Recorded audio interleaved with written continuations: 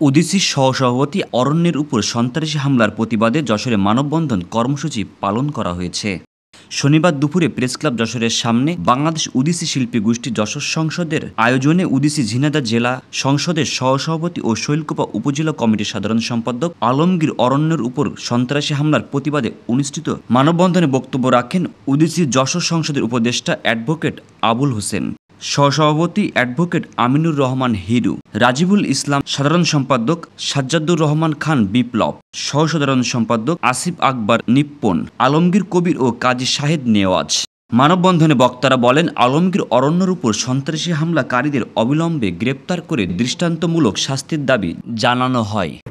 কোনো কারণ ছাড়া এই হামলার পিছনের কারণ হচ্ছে আলমগীর হোসেন অরণ্য ওই এলাকায় বসবাস করে যারা সন্ত্রাসী কারবারের সাথে জড়িত, যারা অন্যায়ের কাজের সাথে যারা জড়িত, সে তার এই অন্যায়ের প্রতিবাদ করে লেখনির মধ্য দিয়ে এবং সাংগঠনিক ভাবে হচ্ছে সে এই অন্যায়ের প্রতিবাদকারী।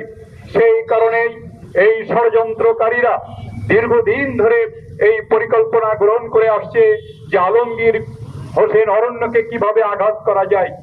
আজকের আলমগীর হোসেন অরণ্য বাঁচার কথা না। নূর ইমাম বাবুলের তথ্য ও ভিডিও চিত্রে ডেস্ক রিপোর্ট, গ্রামের কাগজ।